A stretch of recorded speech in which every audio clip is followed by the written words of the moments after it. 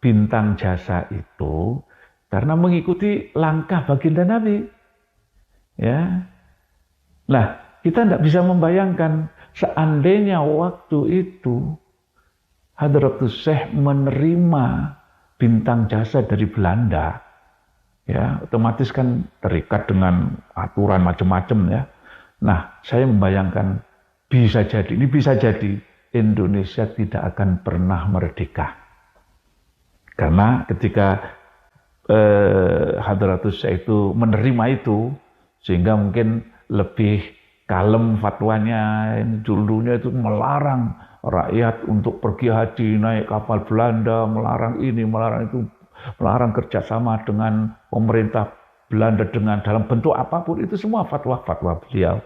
Seandainya beliau menerima, kemudian harus lebih sopan, lebih halus, mungkin Indonesia bisa jadi tidak akan pernah merdeka. Itulah mungkin ya, sehingga yang menjadikan Muhammad Arsyad Syihab itu menggelari Hadratus Syekh dengan gelar Wadi'u Labinatil Istiqlali Indonesia. Jadi peletak dasar kemerdekaan Indonesia. Nah, salah satunya ya karena beliau menolak bintang jasa itu bisa jadi, itu alasan pertama. Karena itu saya mohon mulai sekarang jangan membanding-bandingkan dengan Hadratus Syekh dengan Habib Sayyid Utsman bin Yahya, ya, karena memang bukan bandingannya dan tidak bisa dibandingkan. Dalam sisi perjuangan saja nggak bisa dibandingkan, karena Hadratus Syekh itu anti Belanda, sementara Habib Utsman itu mungkin lebih mendekati Belanda, lebih mendekati ke penjajah. Ya. Kalau Anda serius mau perang, jangan gunakan masyarakat. Ayo kita janjian saja. Gak ada urusan saya, iblis saya makan kok. Dedi lagi. Dengar-dengar mau nyalon gubernur dia. Mau nyalon dia ya, dengar-dengar. Saya mau sampaikan nih kepada monyet yang sudah mendirikan ormas monyet dengan laskar monyet yang didukung oleh sejumlah jenderal-jenderal monyet, saudara.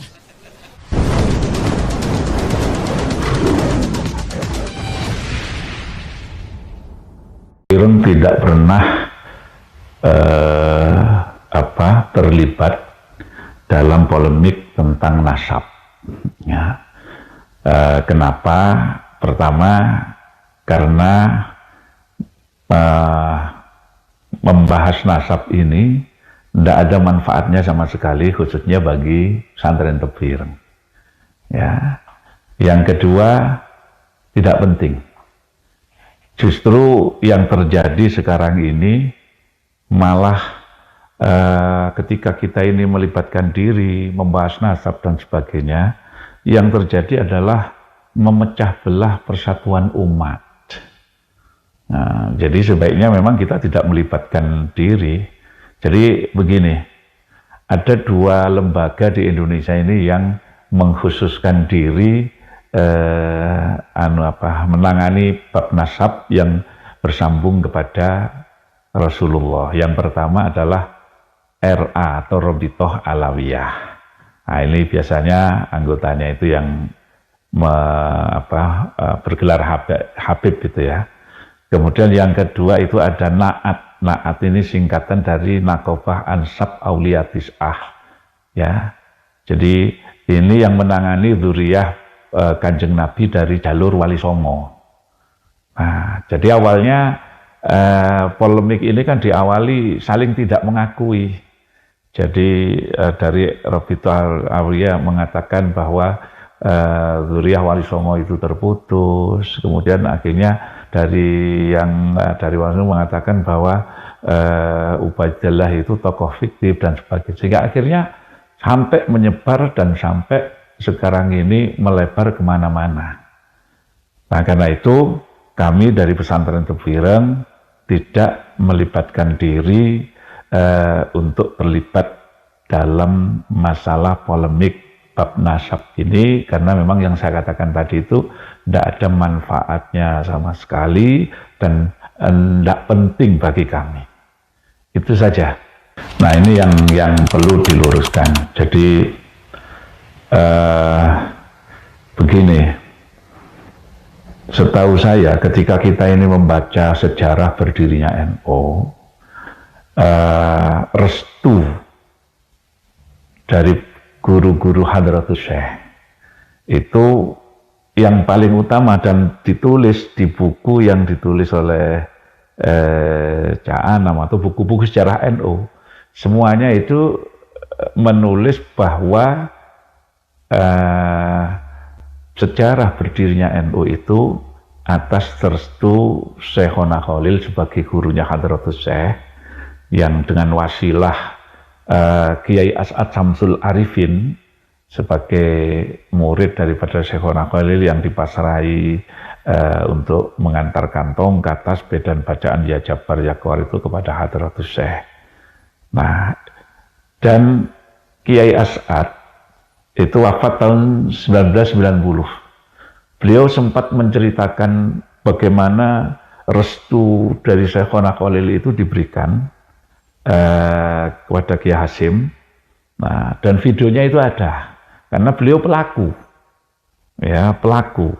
Sehingga akhirnya itulah yang ditulis di buku-buku sejarah berdirinya Nahdlatul Ulama. Adapun klaim bahwa mungkin kalau nggak salah saya pernah dengar itu ada seorang habib yang mengatakan bahwa berdirinya Nahdlatul Ulama itu atas restu 5 orang habaib.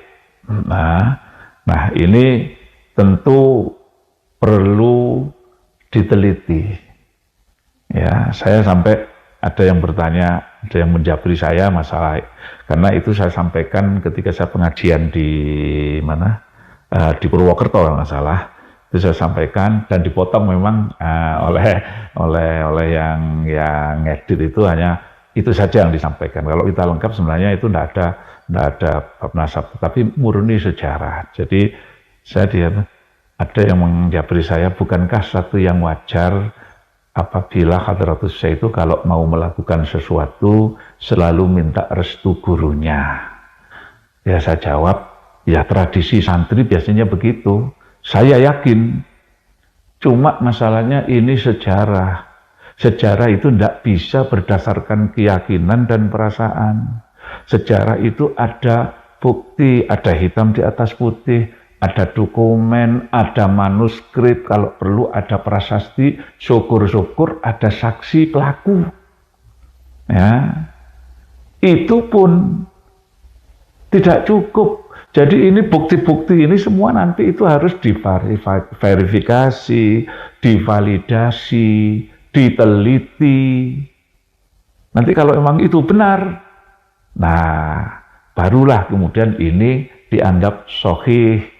Makanya saya sampaikan ke orang yang japri saya itu, kalau memang panjenengan ada bukti, ada manuskrip, ada dokumen, ada prasasti yang menunjukkan bahwa berdirinya NU itu atas restu 5 orang habaib, itu tolong sampaikan ke saya. Nanti biar saya yang mengumumkan kepada publik dari Tebuireng, yang mengumumkan bahwa berdirinya NU itu juga atas restu 5 orang habaib. Tapi kalau itu belum ada, ya wallahu a'lam. Kalau ada kita terima, ya, karena itu sejarah. Ya, tetapi selama itu belum ada bukti, belum ada fakta, dokumen yang mendukung, maka keyakinan kami bahwa pendirian NU yang paling utama itu adalah atas restu Syekhona Khalil. Jadi itu. Jadi begini, sebenarnya harus dipisahkan polemik nasab dengan sejarah. Apa yang saya sampaikan, disampaikan oleh Kiai Musta'in juga, itu sebenarnya murni masalah sejarah. Tidak ada hubungannya dengan nasab. Kebetulan yang dibahas itu adalah tentang misalnya Hadratus Syekh dengan Habib Utsman bin Yahya. Kemudian yang saya sampaikan itu ada klaim bahwa berdirinya NU itu atas restu 5 orang habaib. Nah, ini bukan masalah nasab, tapi murni sejarah. Itu loh. Nah, kenapa kok kemudian dihubungkan dengan masalah nasab? Karena memang sekarang ini yang sedang viral itu adalah polemik tentang nasab, sehingga apa yang saya sampaikan, apa yang disampaikan oleh Kiai Musta'in selalu dihubungkan dengan nasab, padahal tidak ada punya dengan nasab. Nah, kan kita nggak membahas Robito Alawiyah, nggak membahas tentang naat, ya itu urusan lain. Jadi nggak ada urusannya dengan sejarah. Ya, makanya tadi saya sampaikan, kalau memang ada bukti bahwa 5 orang habaib itu memberikan restunya, sampaikan ke saya. Nah, nanti biar saya yang mengumumkan. Nggak usah nunggu PBNU, saya yang mengumumkan. Nah, jadi seperti itu. Jadi kita tidak membahas nasab, karena bagi kami itu bab nasab itu sudah selesai. Artinya kewajiban kita untuk menghormati, memuliakan semua orang, mau zuriyahnya Kanjeng Nabi dari jalur Ubaidillah, dari jalur Wali Songo, dan menghormati orang lain. Sebenarnya menghormati, memuliakan orang lain itu kan perintahnya agama. Jadi bukan hanya zuriyahnya Kanjeng Nabi saja yang harus dihormati, bukan hanya zuriyahnya Wali Songo saja yang dihormati, siapapun. Karena perintahnya Allah itu kan kemuliaan itu letaknya di ketakwaan. Nah, jadi kita nggak tertarik lah jadi membahas nasab, karena bagi kami terus terang saya selalu menyampaikan ke jamaah ketika ngaji itu, jadi orang itu dilihat dari adab dan akhlaknya. Jadi karena adabul mar'i khairun min nasabihi, adab seseorang, akhlak seseorang itu lebih baik, lebih utama dibandingkan dengan nasabnya. Jadi itu saja sebenarnya. Jadi tidak boleh ada yang merasa lebih mulia. Zuriyahnya siapapun, mau zuriyahnya baginda Nabi, mau zuriyahnya Wali Songo, jangan merasa lebih mulia dibandingkan dengan yang lain. Kan sudah jelas ucapan saya. Ya, jadi tidak membahas nasab lah. Ya, jadi begini. Kalau di buku yang saya baca itu memang tahun 1937 itu Mbah Hasyim itu didatangi seorang Amtenar. Amtenar itu utusan Belanda. Tujuannya adalah untuk menawarkan kepada Hadratus Syekh, menawarkan bintang jasa, ya, kepada Hadratus Syekh.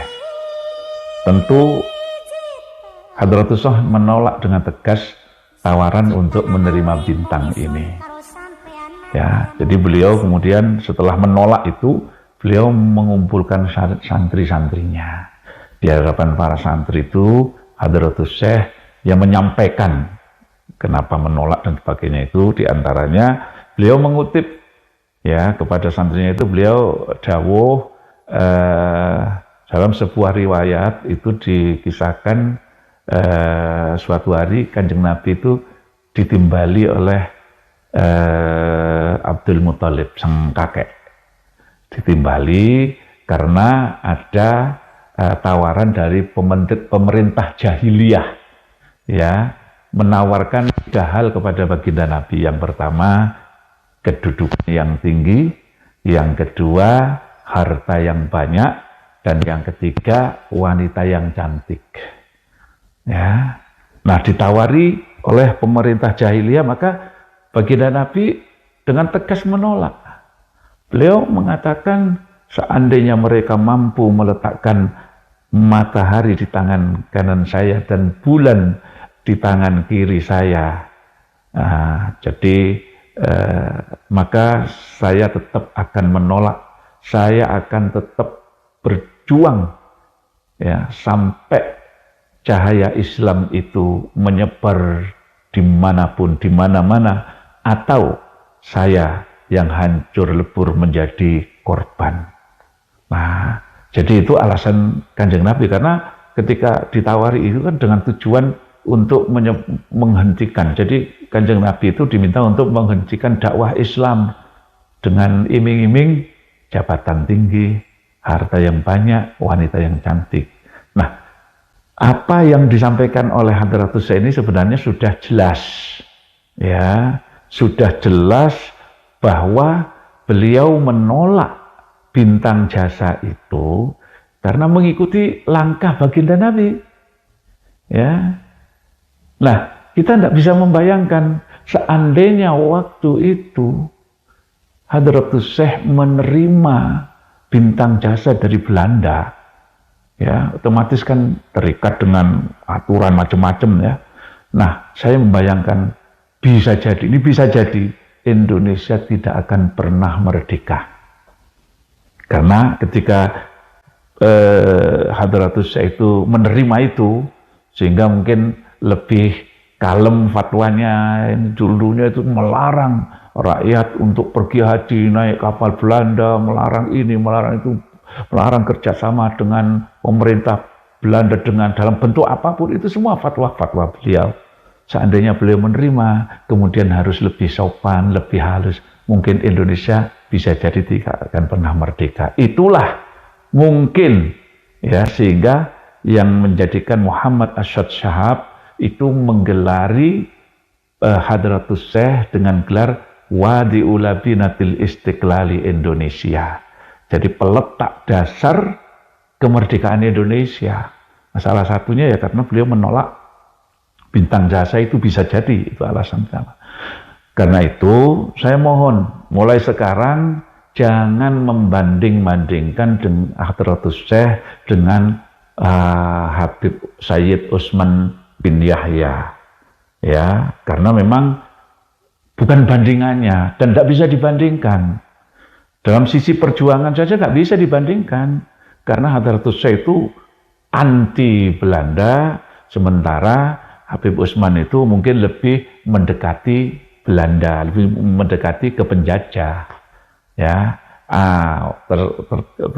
Terserah. Kalau memang mendekati penjajah itu mungkin salah satu strategi, wallahu a'lam. Tapi yang jelas Mbah Hashim sudah dianugerahi gelar pahlawan nasional oleh pemerintah Indonesia. Jadi itu saja. Jadi saya mohon supaya dihentikanlah. Jangan lagi membawa-bawa, membandingkan Hadratus Syekh ini dengan Habib Utsman bin Yahya, ya, karena bukan bandingannya. Sebenarnya begini, ya, jadi kemudian masalah nasab dan masalah keilmuan itu memang dua hal yang berbeda sebenarnya, ya. Kalaupun, makanya ini kita harus berhati-hati, ya. Jadi kita harus berhati-hati. Kalau tadi saya katakan saya tidak bukan termasuk yang harus menolak secara total bahwa Pak Alawi ini bukan keturunan baginda Nabi. Itu saya tidak termasuk yang menolak secara total. Tapi saya lebih menyoroti kalau memang apa istilahnya, ini dzurriyyahnya Kanjeng Nabi, kan seharusnya semuanya juga mencontoh kepada akhlaknya, adabnya dan sebagainya. Kan ada habaib atau sayyid, karena mohon maaf saya ini lebih senang menggunakan istilah sayyid, ya. Jadi kalau habaib itu Rabitu Alawiyah, kalau naat tadi itu gelarnya itu Sayyid Syarif. Dan Mbah Hashim di dalam kitab At-Tibyan itu di kondonasasi terakhir itu menyebut Sayyid, bukan menggunakan Habib, marganya Asgaf, ya. Nah, jadi ketika kita tidak paham dan tidak, misalnya ini kan meyakini dan jangan-jangan kalau ini bukan anaknya, nggak mengakui itu berarti anak zina, kan belum tentu, ya. Maka lebih baik kita berhati-hati, ya. Berhati-hati itu artinya kalau memang kita itu tidak paham, ya sesuai kita husnudzon saja, ya. Jadi lebih baik apa istilahnya husnudzon terhadap sesuatu yang mungkin salah, ya, daripada kita suudzon kepada sesuatu yang benar, kan begitu. Ya, jadi lebih baik kita husnudzon kepada sesuatu yang walaupun itu salah daripada kita ini suudzon kepada sesuatu yang benar. Ya, tentu lebih baik lagi kalau husnudzon kepada sesuatu yang benar, kan begitu. Maka kita kembalikan semua urusan itu kepada Allah Subhanahu wa taala, karena saya pikir ini nggak ada yang benar, nggak ada yang salah. polemik tentang nasab ini. Yang kalau menurut saya yang salah yang mempermasalahkan sebenarnya, ya nggak ada kerjaan aja sepertinya, ya. Jadi saya pikir semoga polemik ini segera berakhir. Saya lebih senang kalau misalnya Tebu Ireng ini justru berperan mendamaikan mereka. Kita undang dari Naat, dari Robito Alawiyah datang ke Tebu Ireng, kita berdiskusi baik-baik, kemudian damai, rangkulan, tidak ada masalah, tidak ada ini. Itu akan bagi saya tentu lebih menarik dibandingkan dengan yang lain. Nah, semoga ada inisiatif seperti itu, karena sepertinya PBNU juga masih